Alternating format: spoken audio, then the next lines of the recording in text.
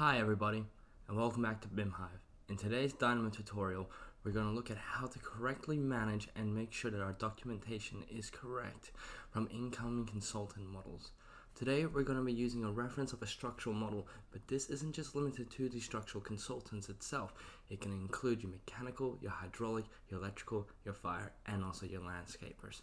Now, a common issue which I seem to find in today's industry is that we are more connected and we're more collaborative with 3D modeling software like Revit and ArchiCAD, and we do bring in the models itself to make sure that our architectural models are lining up with the latest structural elements that have been coming into place.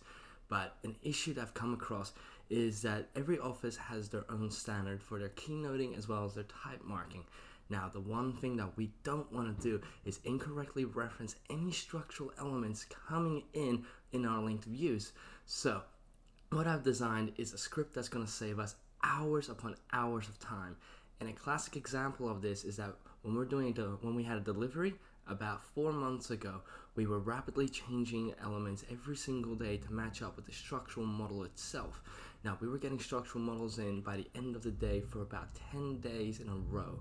This turned out to be a major issue because every single time we would get a new structural model in, we would have to go through and manually update the keynote as well as the type mark to make sure that it is linking up with our documentation. So I would say roughly about 6 hours a day, we had an intern going in and adjusting all of the structural members, whether they were the framing, concrete slabs, foundations, columns, footings, you can name it. So what we can do here as well is also disable the analytical mode. Now, a lot of people won't realize this, but when you have a very large scale of a structural model and the analytical mode has been activated, you will probably get about 1,000 warnings saying it may be a bit unstable inside the architectural model. Now, these warnings aren't necessarily the end-all be-all, but when you're going through doing a quality assurance check on your model, with 1,000 warnings that you have to filter through every single time when you go to do an export and try and get the element IDs to clean them all up, it becomes a tedious task as well as confusing task and also a bit of a waste of time. So what we're going to do is open up today's Dynamo node called Structural Model Incoming Type Marking Keynote Fix. Now, as you can see here, I've broken it all down. It'll be very simple and very handy that you can just change to be office standards within a matter of a few moments.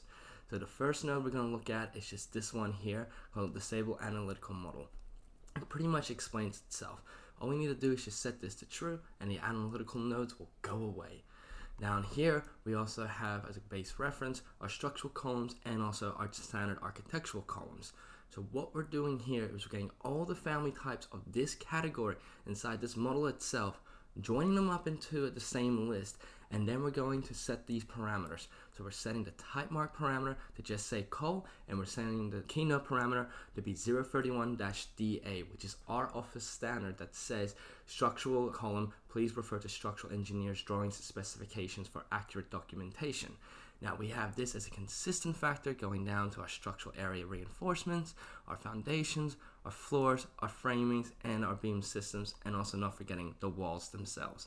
Now, as I said before, this is all set up to be our office standard. So all we need to do is just hit run.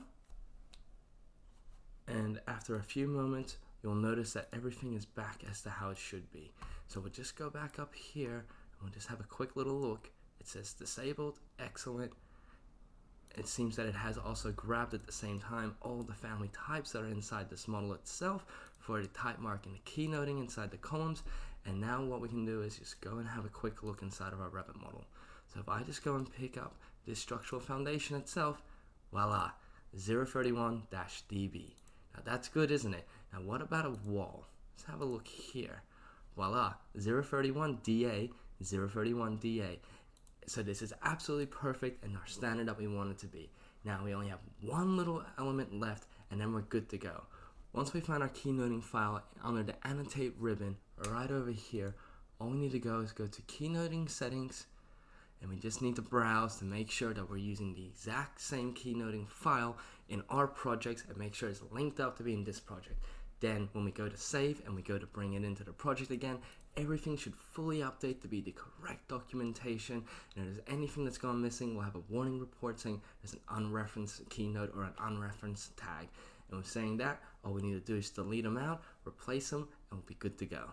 Hopefully you get as much handy use out of this script as I do, but I know it saves me a lot of time. Thank you, and have a great day.